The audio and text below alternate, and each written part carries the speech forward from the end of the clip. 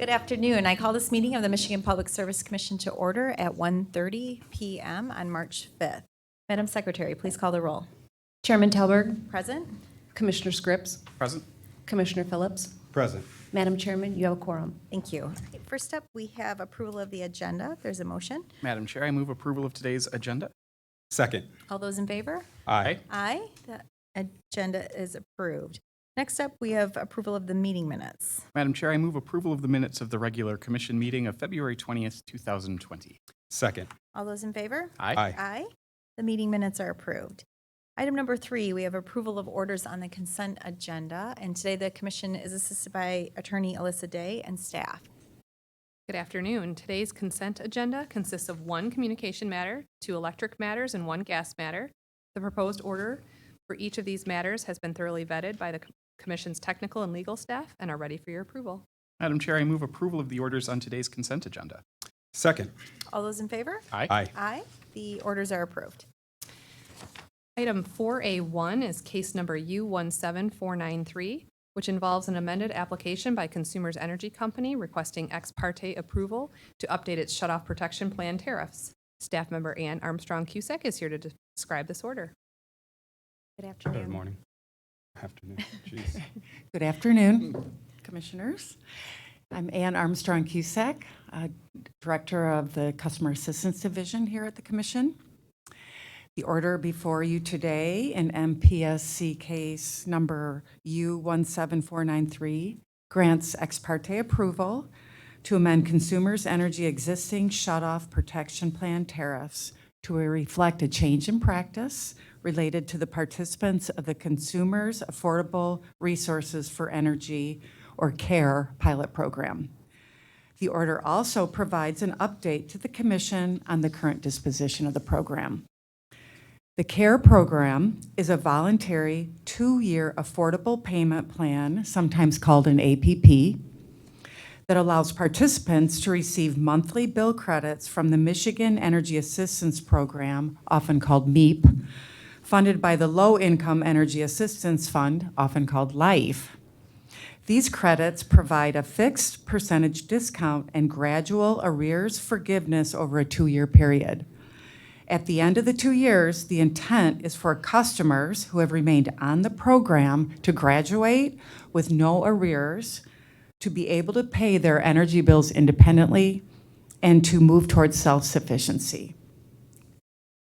So as a refresher, the MEAP, or Michigan Energy Assistance Program, is a $50 million annual program funded through the LIFE, or the Low Income Energy Assistance Fund, by surcharges on retail electric meters, which are determined by commission order each year. Annually, the $50 million is granted to nonprofits or government organizations to assist families with incomes of 150% of the federal poverty level or under with their energy payments. These payments can be for electric, gas, or deliverable fuels, such as propane, and can come in the form of one-time payments or affordable payment plans, such as with CARE. Consumers Energy first sought a CARE-related tariff amendment in 2013 so that customers who were participating in CARE or who had participated in CARE would not be eligible to participate in the shutoff protection plan referred to as SPP. The CARE pilot program was also contingent upon Consumers Energy being a MEAP grant recipient. The current order updates the tariffs to reflect existing practices that customers may participate in the shutoff protection plan after having participated in the CARE program, thereby increasing their shutoff protection. The order also reflects the current status of CARE as an ongoing affordable payment plan program and no longer a pilot, and that consumers no longer directly receives MEAP funds to pay for the CARE program credits. And finally, that customers now enroll in the CARE program through a nonprofit agency that is a MEAP grantee.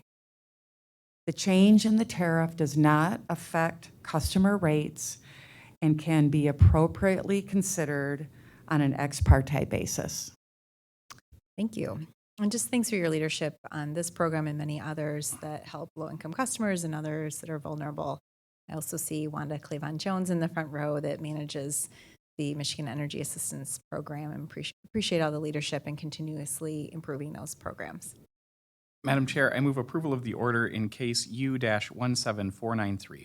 Second. All those in favor? Aye. Aye. Aye. The order is approved. Thank you, Commissioners. Thanks. Item 4A2 is case number U18232, which involves a proceeding addressing DTE Electric Company's Renewable Energy Plan. The order before you adopts an expedited schedule for review of the partially approved plan. Madam Chair, I move approval of the order in case U-18232. Second. All those in favor? Aye. Aye. Aye. The order is approved. Item 4A3 is case number U20269, which involves an application by Great Lakes Energy Cooperative requesting ex parte approval of revisions to its tariff sheets affecting retail open access customers. The order before you approves the proposed tariff revisions. Madam Chair, I move approval of the order in case U-20269. Second. All those in favor? Aye. Aye. The order is approved.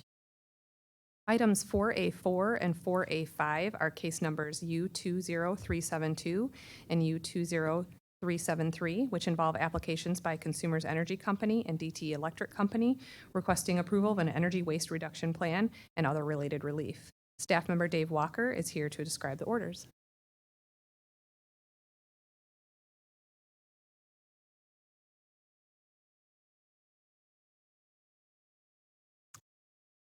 Hey. Commissioners, good afternoon. I'm pleased to present two orders approving settlement agreements covering the energy waste reduction plans, or EWR plans, of DTE and Consumers Energy. DTE and Consumers Energy filed their EWR plans in July and August of 2019, respectively, pursuant to the Clean and Renewable Energy and Energy Waste Reduction Act of 2016. Consumers Energy filed a single plan covering electric and natural gas in U-20372, whereas DTE filed an electric plan in U-20373 and a natural gas plan in U-20429, which is on today's consent agenda. Plans filed by these utilities offer energy customers tremendous opportunity to pursue energy efficiency measures that result in lower energy waste in homes, farms, businesses, campuses, and industrial processes throughout Michigan. In each plan, the total package of offerings are at a greater level than the current programs in place because of commitments by each utility to achieve higher energy savings goals. In each of the plan review proceedings, additional program enhancements and goals were shaped by multiple interveners participating in the process. DTE Electric's EWR plan sets a 1.625% energy savings goal in 2020 and a 1.75% in 2021, which are higher than the previous goals of 1.5% per year in 2018 and 2019. These targets may be modified by the approved Integrated Resource Plan in U-20471. New residential programs to be offered will include a new homes construction program, a revolving loan fund, and a low-income health and safety pilot program. DTE also proposed to continue the funding increase stemming from the previous plan for single-family and multifamily low-income programs.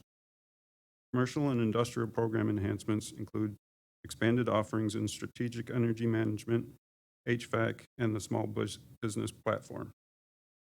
Proposed settlement agreement enhancements include an additional $10 million increase in funding to single-family and multifamily low-income programs for the 2-year plan period, many qualitative improvements to those programs, and new efforts to impact payment-troubled customers. The orders before the Commission also approve a performance incentive mechanism, which includes lifetime energy savings and low-income energy savings levels as metrics that encourage the company to go beyond the minimum statutory savings requirements. Consumers Energy's EWR plan ramps up energy savings goals to exceed 1.8% in 2020 and 2% in 2021 through 2023, in accordance with its approved Integrated Resource Plan. Commercial and industrial program improvements include new delivery methods for medium-sized business customers, and increased focus and investment throughout the portfolio of business programs. Investment in residential programs is increased, which will allow new market strategies, more robust low-income and multifamily programs, and whole home upgrades. Consumers Energy proposed to increase low-income program funding by $3.5 million in 2020 and $7 million in 2021. Improvements developed through the settlement agreement include an additional $7 million towards a cold climate heat pump program serving low-income residences, a new low-income health and safety pilot program, and a super efficient new construction pilot program. The order before the Commission also approves a financial incentive mechanism, which includes lifetime energy savings and low-income program investment as metrics that encourage the company to go beyond the minimum statutory savings requirements. Thank you. Is there a motion? Madam Chair, I move approval of the order in case U-20372. Second. And Commissioner Phillips. Thank you, Chair. I just wanted to make some brief comments in regards to the EWR settlement plans that we are considering here today.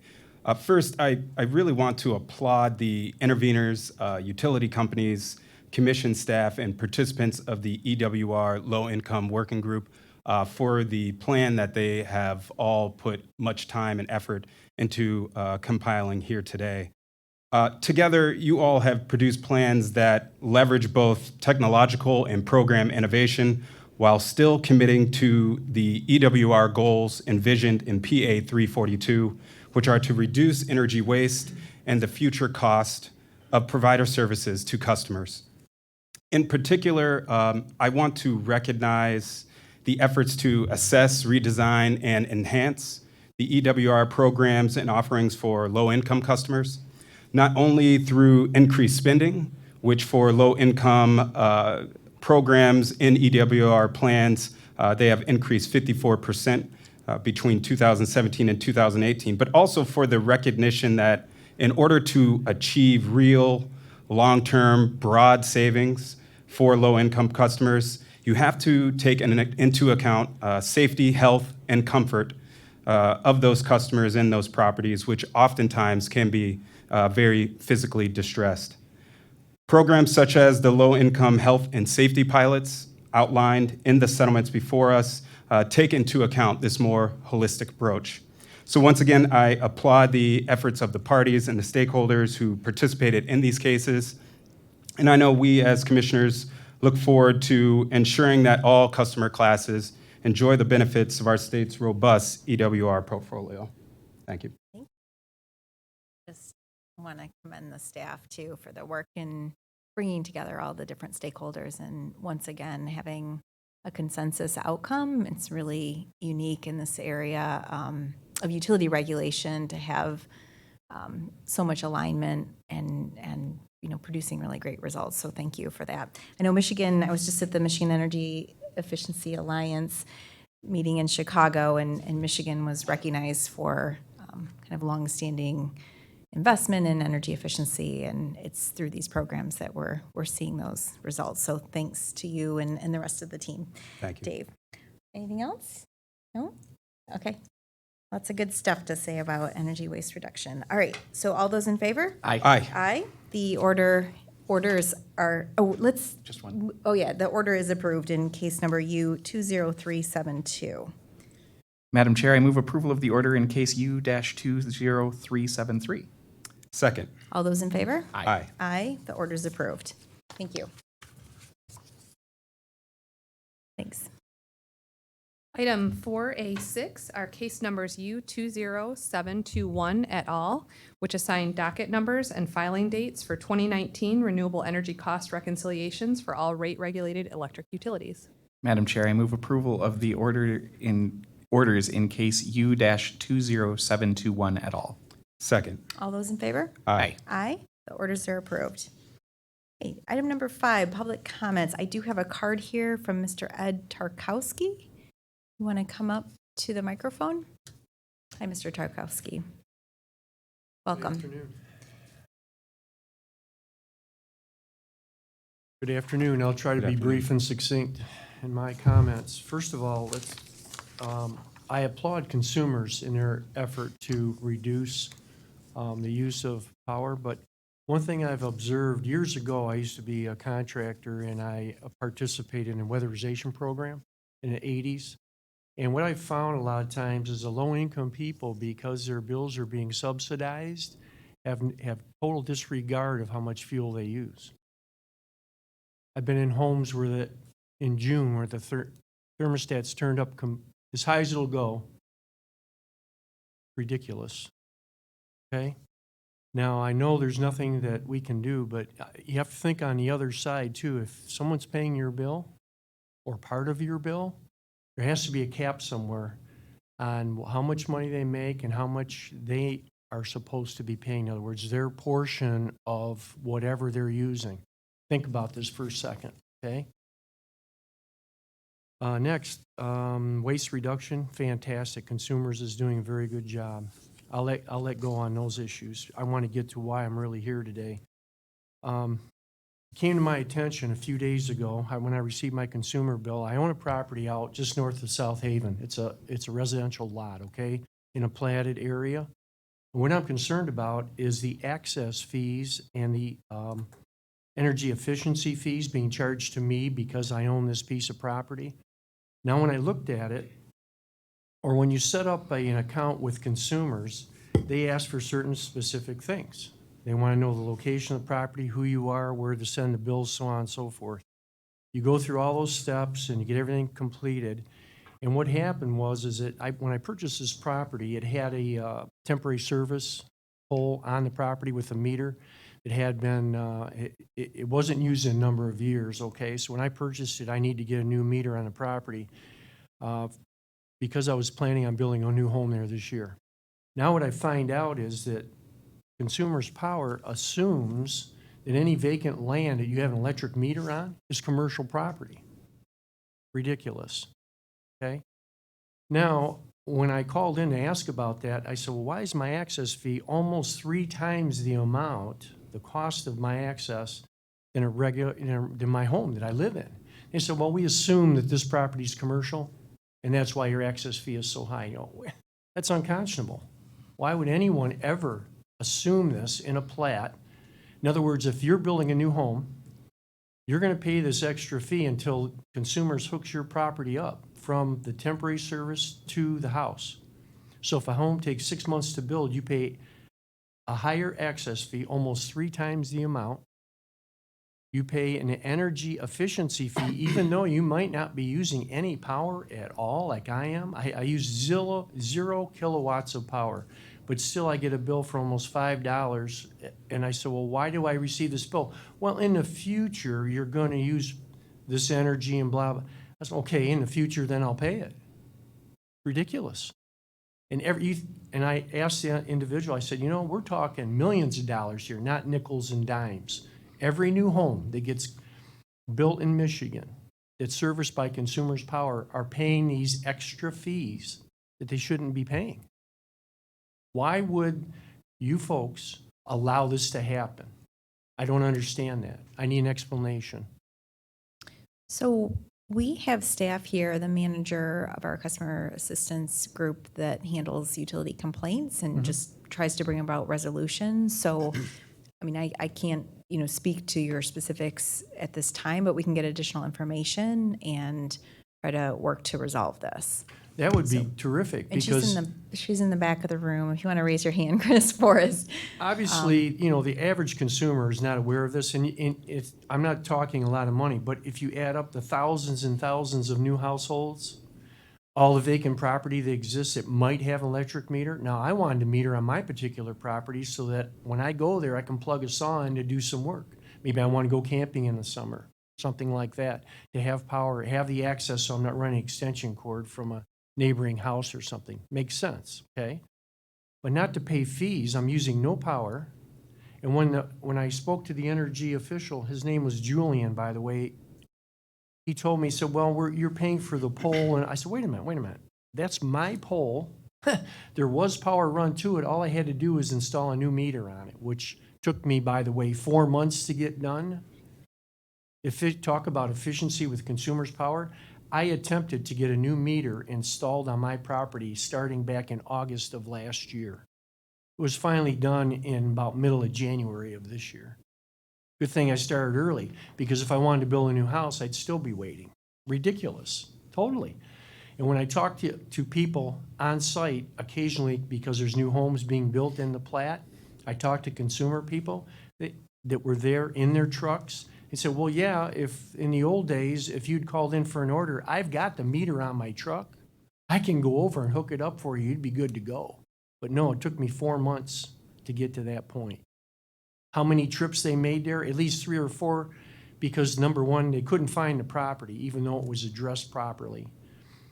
And the people were, everyone I talked to, from the engineer to the actual person who installed the meter, seemed like they were going around in circles. Nobody knew what the other person was doing. What a waste of time and energy. My time, my energy, Consumers Power's time and energy, trips from different facilities there to do this simple task that could be handled by someone who was on site originally? Come on. Thank you. We, Mr. Tarkowski, I just appreciate your comments today. It helps us at the commission Get and our focused. staff Yeah. to identify issues that are happening. They can, the staff can look into the tariffs and other provisions and try and get to the bottom of those. I So appreciate your time. Thank you. for making the trip. you. Thank you. And Ms. Forrest is in the back. You want to catch her.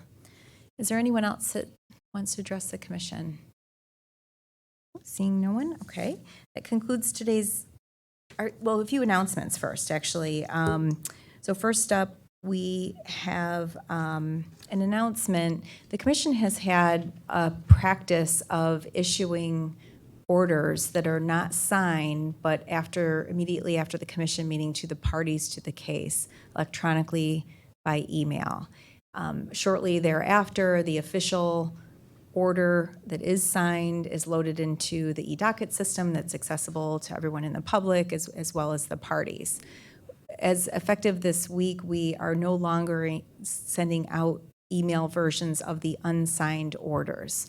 So they'll still be available the same day as the commission meeting and in a timely manner, but just wanted parties to be aware of that change in practice. And we also sent out an email notification about that to parties that are regularly practicing before the commission.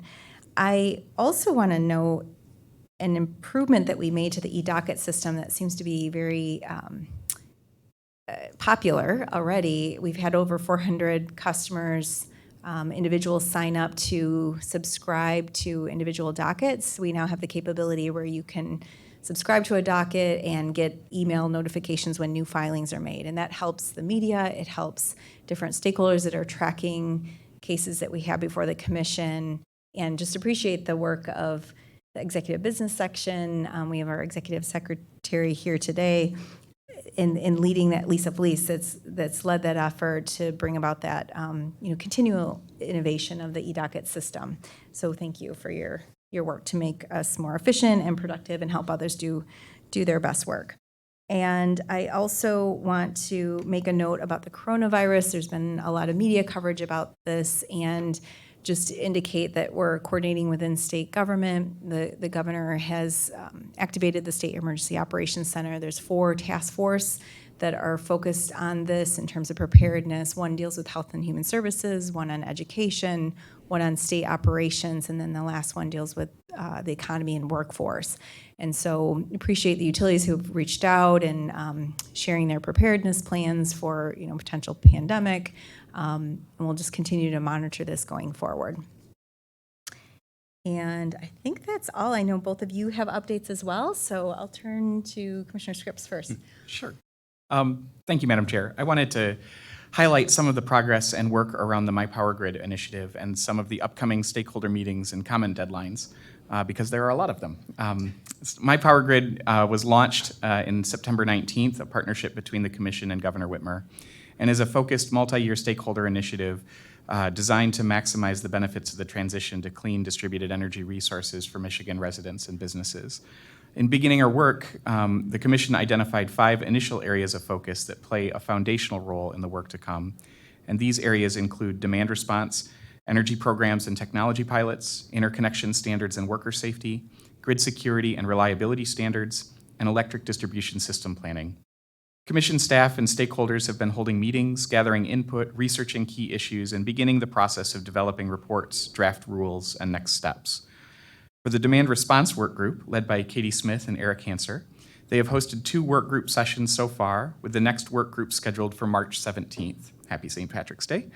Staff expects to circulate a draft report in April, with a final report completed by the end of July.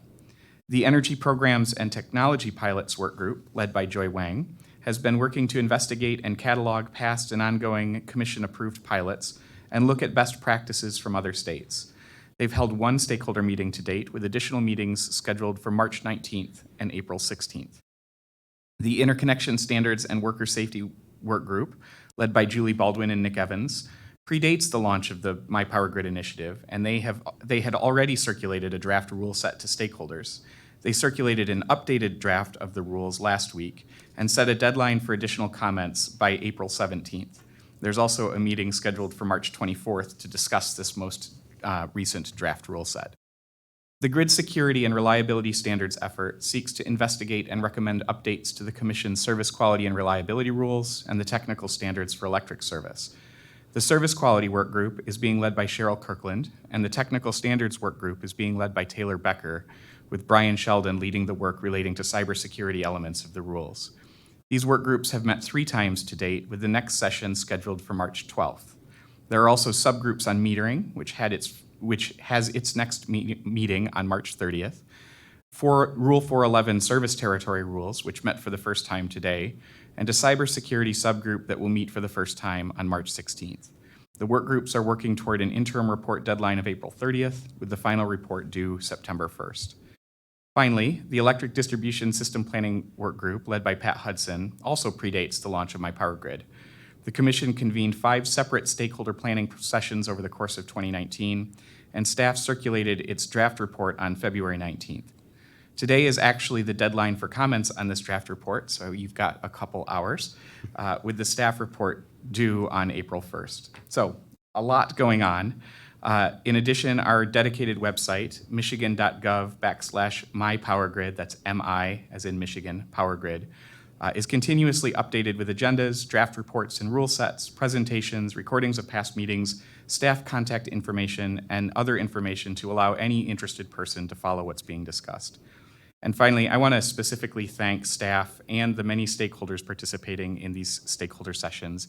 It is obviously an enormous amount of work to coordinate and to participate on both sides. And we greatly value the expertise and diverse perspectives that are being brought to the table, and will continue to ensure that there are opportunities to meaningfully participate in the My Power Grid initiative. Thanks. Thank you. Commissioner Phillips.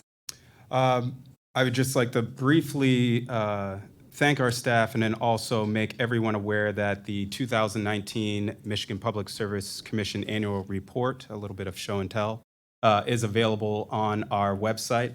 That was released last week, and I think this, coupled with the Michigan Statewide Energy Assessment, really gives a great summary of some of the great work that this commission has been involved in, particularly over the last several months and last 2 years. So I really encourage you all to take a look at that report. Also, I would like to thank our staff who assisted in helping this building become Energy Star certified for the 3rd year in a row. So that's is in part due to many of the improvements and renewable energy measures that you see outside of the buildings, but also some things that you cannot see that we have taken place recently inside the building in terms of improving heating and cooling efficiency and other measures to make this building not only more energy efficient, but also increase the comfort for our staff and for visitors of this building. So hopefully we can make it 4 years running. I like consecutive wins. Hopefully Michigan State will have a consecutive Big Ten tournament championship here very soon. But thank you, staff, for continuing to engage in this process, and we hope to continue to be an exemplar for other agencies and buildings here and a state of Michigan's fleet. Man, you had me until the end. Now I have to issue my first dissent. at the commission. We won't start chanting "Go Green, Go All Red" right, we'll hold back. with the majority Spartan Commission, as it should I'll be. vote it again. Okay, so our next meeting is March 18th at 1:30 PM. And that concludes today's meeting. Is there a motion to adjourn? So moved? Second. All those in favor? Aye. Aye. Meeting is adjourned. Thank you.